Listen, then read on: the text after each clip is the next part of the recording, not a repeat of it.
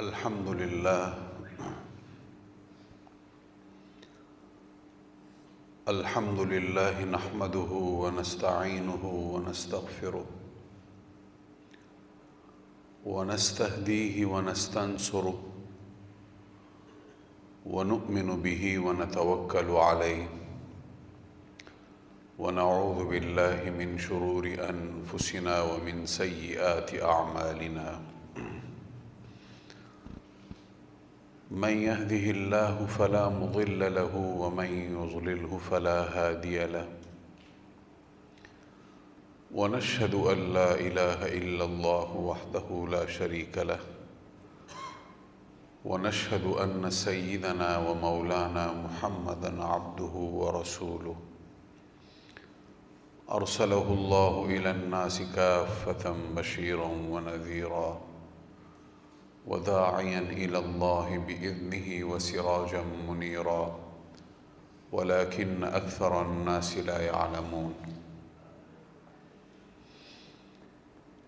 أما بعد فأعوذ بالله من الشيطان الرجيم. بسم الله الرحمن الرحيم.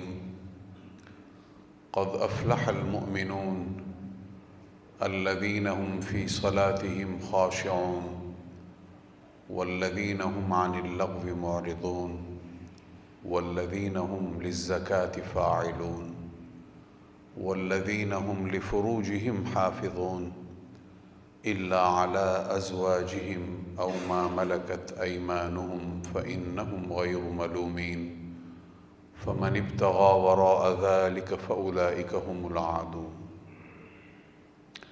وقال عليه الصلوات والتسليمات: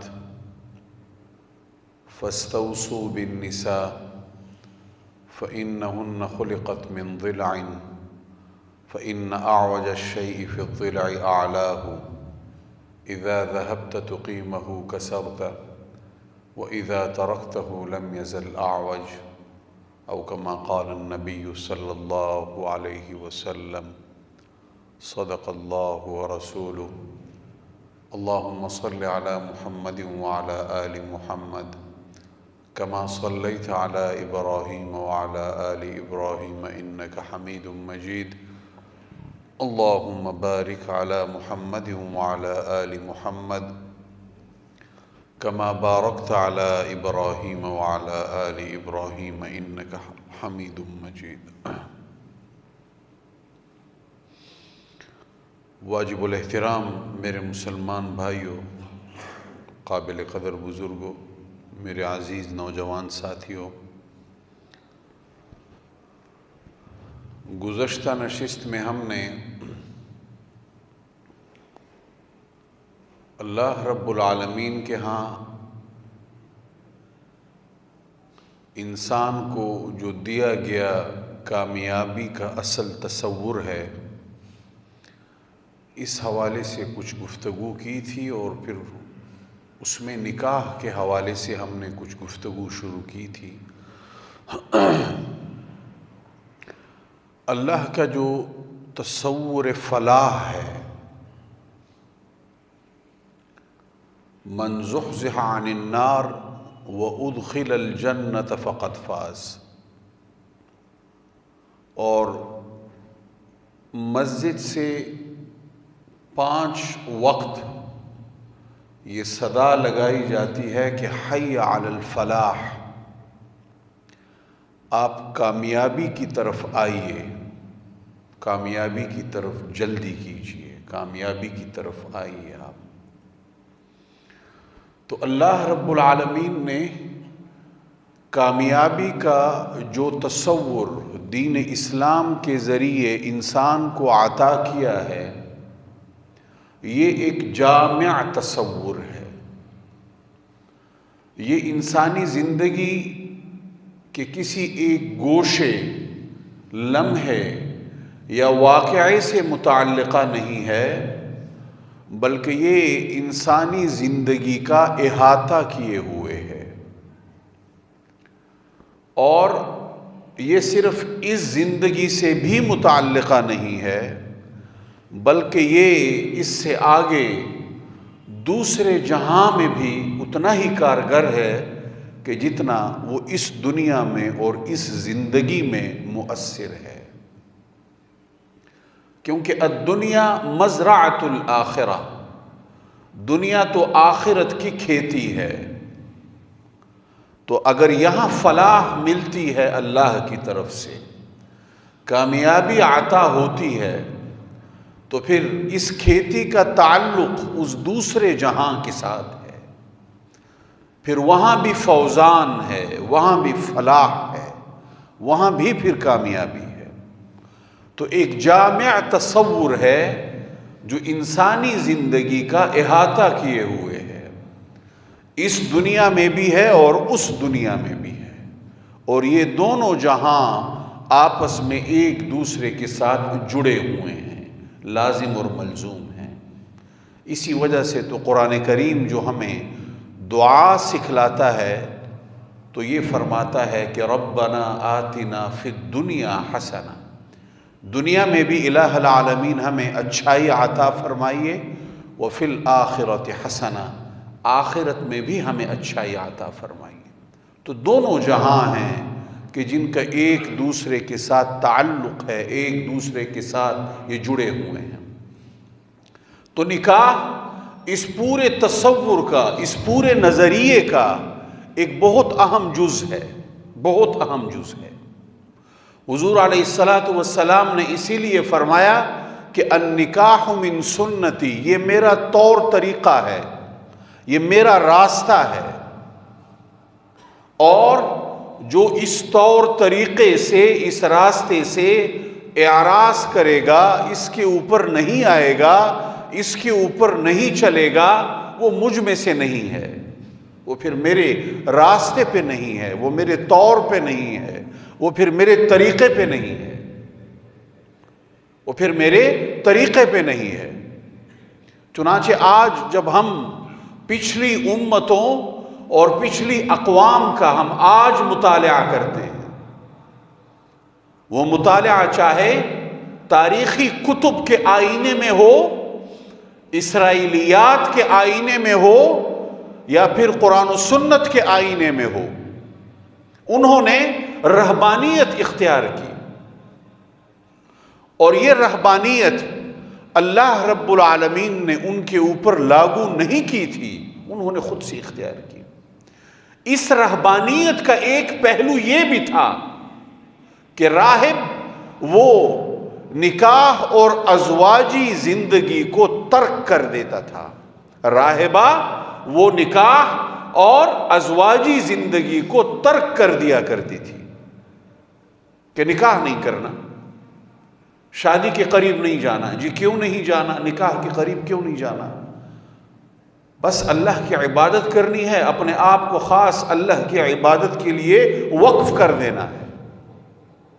اگر نکاح کریں گے تو ایک اور انسان کے ساتھ واسطہ پڑے گا، پھر اس کی ذمہ داریاں عائد ہوں گی، پھر آگے اولاد ہوگی، خاندان بنے گا، پھر ان کی ذمہ داریاں عائد ہوں گی، پھر ان ذمہ داریوں میں بھی ظاہری بات ہے مصروف ہونا پڑے گا، ان ذمہ داریوں کو ادا کرنے کے لیے وقت نکالنا پڑے گا۔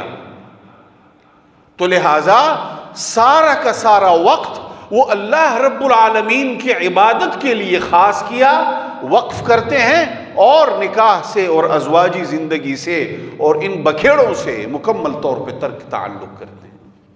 یہ اللہ رب العالمین کی طرف سے ان کے اوپر لاگو کی ہوئی چیز نہیں تھی، اللہ نے ان کے اوپر اس کو فرض نہیں تھا کیا، اللہ کا کوئی حکم نہیں تھا ایسے، بلکہ ان کا جو فہم دین تھا، جو اپنے دین کا وہ فہم رکھتے تھے، جس طرح سے وہ رکھتے تھے، اس فہم کی بنیاد کے اوپر، اس سمجھ اور بوجھ کی بنیاد کے اوپر ان کا یہ فیصلہ تھا، اور یہ فیصلہ پھر نسل در نسل، نسل در نسل ان کے مذہبی طبقات کے اندر، ایک طبقے کے بعد دوسرا طبقہ، دوسرے کے بعد تیسرا طبقہ، یہ ان کے اندر رائج ہوا اور چلتا رہا، چلتا رہا، چلتا رہا۔ اب اس کے ساتھ تو خرابیاں بھی جڑی ہوئی ہیں۔ انسان کو بھوک لگنا ایک فطرتی معاملہ ہے، فطرتی معاملہ ہے۔ اب زیادہ دیر وہ اس کو دبا نہیں سکتا، فطرت کے خلاف ہے۔ اب اگر جائز طریقے سے نہیں کھائے گا تو پھر ناجائز طریقے سے کھائے گا، حلال طریقے سے اگر وہ نہیں کھائے گا تو پھر وہ حرام طریقے سے کھائے گا۔ یہی معاملہ اس ضرورت کا ہے۔ یہ جنسی ضرورت بھی ایک فطرتی معاملہ ہے۔ اللہ رب العالمین نے یہ چیز انسان کے اندر رکھی ہوئی ہے، فرشتوں میں نہیں رکھی، وہ بھی اللہ کی مخلوق ہے، تو ان کو اس چیز کی ضرورت نہیں ہے۔ وہ ان تمام تر ضروریات سے ماوراء ہیں، انسان کے اندر رکھی ہے تو انسان کی ضرورت ہے۔ جب ضرورت ہے تو اللہ رب العالمین نے اس کے لیے حلال اور جائز راستے کا بندوبست بھی فرمایا ہے۔ جس طرح کھانوں میں پینے میں کچھ چیزیں حلال ہیں، ان کو کھانا پینا جائز ہے، کچھ چیزیں حرام ہیں، ان کو کھانا پینا حرام اور ناجائز ہے۔ یہی معاملہ ادھر بھی ہے کہ اس ضرورت کو پورا کرنے کا جو جائز اور حلال طریقہ ہے وہ نکاح ہے، اور اس سے ہٹ کے جتنے بھی راستے ہیں، جتنے بھی طریقے ہیں، وہ سب کے سب حرام ہیں۔ اب آپ جب جائز طریقے کا انکار کریں گے کہ جی اس کے ساتھ تو ذمہ داریاں جڑی ہوئی ہیں، بالکل جڑی ہوئی ہیں، اور میرے پاس ان ذمہ داریوں کو ادا کرنے کے لیے وقت نہیں ہے، میں سارا کا سارا وقت اللہ کی عبادت میں گزارنا چاہتا ہوں، تو پھر اب آپ خرابیوں کا شکار ہوں گے۔ اور وہی ہوا۔ تاریخی کتب میں، ان کی اپنی کتابوں میں ہزارہا واقعات ہیں کہ کس طرح ان کے جو عبادت خانے ہیں اور ان کے مذہبی طبقات ہیں وہ شدید قسم کے فتنوں کا شکار ہوئے، شدید قسم کے اخلاقی فسادات کا شکار ہوئے، اور اجتماعی طور پر وہ شکار ہوئے، اجتماعی طور پر وہ شکار ہوئے، شدید طور پر وہ اس چیز کا شکار ہوئے۔ چنانچہ حضور علیہ السلام جب تشریف لائے اور جب قرآن کریم کی یہ آیت نازل ہوتی ہے، الیوم اکملت لکم دینکم واتممت علیکم نعمتی، تو دین کا کامل ہونا، نعمت کا تام ہونا، یہ ہر اعتبار سے ہے، یہ ہر اعتبار سے، یہ ختم نبوت کا بھی اعلان ہے، دین کا کامل ہونا، نعمت کا تام ہونا ختم نبوت کا بھی اعلان ہے، اور اس بات کا بھی اعلان ہے کہ اس آخری امت کو بہت جامع قسم کی چیز عطا کی گئی، بہت جامع قسم کی چیز۔ چنانچہ حضور علیہ السلام کی روایت کا مفہوم، خود حضور کی اپنی سنت، اپنا طور، اپنا طریقہ، وہ کئی نکاحوں کا ہے بیک وقت، اور اس کے ساتھ ہزارہا مصلحتیں اور ہزارہا حکمتیں جڑی ہوئی ہیں، ہزارہا حکمتیں جڑی ہوئی ہیں اس کے ساتھ۔ اور فرمایا کہ میں تو ایسا پیغمبر ہوں جو نکاح بھی کرتا ہوں، گھر میں بھی رہتا ہوں، باہر بھی جاتا ہوں، بازار بھی جاتا ہوں، یہ تمام تر معاملات سر انجام دیتا ہوں۔ چنانچہ یہ تمام تر چیزیں عبادت ہوئی۔ اللہ رب العالمین نے انسان کو ایک سماجی جاندار پیدا کیا ہے۔ اللہ رب العالمین کو انسان سے یہ مطلوب اور مقصود نہیں ہے کہ آپ کسی پہاڑ کا رخ کر لیں، کسی جنگل کا آپ رخ کر لیں، کسی بیابانے کا آپ رخ کر لیں، اور آپ چشمے کا پانی پئیں یا جڑی بوٹی کھائیں، اور بس صرف 24 گھنٹے آپ میری عبادت کریں، تھوڑا سا سوئیں، یا آپ ایک ٹانگ پہ کھڑے رہیں گھنٹوں، اپنے آپ کو آپ تکلیف میں رکھیں۔ نہیں، رہبانیت یہ چیزیں تھیں، یہ چیزیں تھیں۔ اللہ نے تو انسان کو سماجی جاندار پیدا کیا کہ آپ نے سماج میں رہنا ہے، معاشرے میں رہنا ہے، انسانوں کے درمیان میں رہنا ہے، اپنے فرائض پورے کرنے ہیں، دوسروں کے حقوق ادا کرنے ہیں، اور ان تمام کے درمیان آپ نے میرے احکامات کے اوپر عمل کرنا ہے۔ انسان نے تو ہواؤں میں موجود پرندوں کے لیے رزق کا سبب بننا ہے، سمندر کی تہ اور اس کی گہرائی میں موجود مخلوقات کے لیے رزق کا سبب بننا ہے، جنگلوں میں موجود درندوں کے رزق کا سبب بننا ہے انسان نے۔ انسان کو تو اللہ رب العالمین نے زمین کے اوپر اپنی نیابت عطا کی تھی، اور نیابت لوگوں کے درمیان رہتے ہوئے سر انجام دی جاتی ہے، لوگوں سے کنارہ کشی اختیار کر کے نہیں، اور لوگوں سے کنارہ کشی اختیار کر کے نہیں دی جاتی ہے۔ اور سماج کی بنیادی اکائی خاندان ہے، اور خاندان نکاح سے معرض وجود میں آتا ہے، خاندان نکاح سے معرض وجود میں آتا ہے۔ اب آپ نکاح کا انکار کر دو، نکاح نہیں کروں گا، تو آپ نے پورے کے پورے سماج کو زمین بوس کر دیا۔ تو پھر تو ہر انسان کے لیے ایک جنگل چاہیے ہوگا، ایک پہاڑ چاہیے ہوگا، ایک غار چاہیے ہوگا۔ تو یہ تو اس فلسفے اور اس مقصد کے خلاف ہے کہ جس کے تحت سیدنا حضرت آدم علیہ السلام کو پیدا کیا گیا۔ وَإِذْ قَالَ رَبُّكَ لِلْمَلَائِكَةِ إِنِّي جَاعِلٌ فِي الْأَرْضِ خَلِيفَةً، زمین کے اوپر اپنا نائب بنانے جا رہا ہوں۔ تو زمین کے معاملات ہیں وہ انسان نے دیکھنے ہیں، اپنے ماحول میں اپنی قوت اور طاقت کے بقدر، اپنی وسعت کے بقدر، جتنا اللہ نے اختیار دیا ہے اس کے بقدر انسان نے اپنے اڑوس پڑوس میں معاملات دیکھنے ہیں۔ کلکم راع وکلکم مسئول عن رعیتہ، اپنی بیوی کے حوالے سے آپ جواب دہ ہیں، اپنی اولاد کی تربیت کے حوالے سے آپ جواب دہ ہیں، وہ چھوٹے جو آپ کی کفالت میں ہیں ان کی تربیت کے حوالے سے آپ جواب دہ ہیں۔ تو آپ ایسا تو نہیں ہیں کہ بیابانوں کا رخ کر لیں گے کہ جناب میں تو بس اب ایک پاؤں پہ کھڑا رہوں گا اور اللہ کا ذکر کروں گا، یا مراقبے میں ہی رہوں گا، اللہ کا ذکر کروں گا، نہیں۔ سیدنا حضرت عمر ابن الخطاب رضی اللہ تعالی عنہ نماز کے اوقات سے ہٹ کے جب کسی نوجوان کو مسجد نبوی میں دیکھتے تھے تو ڈانٹتے تھے اس کو کہ آپ باہر جاؤ، کسی سماجی سرگرمی میں حصہ لو، محنت کرو، مزدوری کرو، یہاں پہ آپ کیا کر رہے ہو؟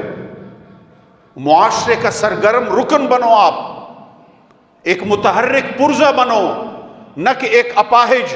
ظاہری بات ہے آپ کام نہیں کرو گے تو کھانا پینا تو آپ کو چاہیے، تو پھر بھیک مانگو گے اس کے لیے، یا کسی کے گلے کا ہار بنو گے، ایک ٹوٹا ہوا ہاتھ جس طرح ایک انسان لے کے اپنے گلے میں پھرتا ہے، یوں آپ سماج کا ایک اپاہج حصہ، ایک ٹوٹا ہوا ہاتھ آپ بنو گے۔ تو وہ ڈانٹ ڈپٹ کیا کرتے تھے جب کسی نوجوان کو نمازوں کے اوقات کے علاوہ مسجد نبوی میں دیکھتے تھے، وہ کہتے تھے کہ باہر کا رخ کرو، محنت مزدوری کرو، جدوجہد کرو سماج کے اندر۔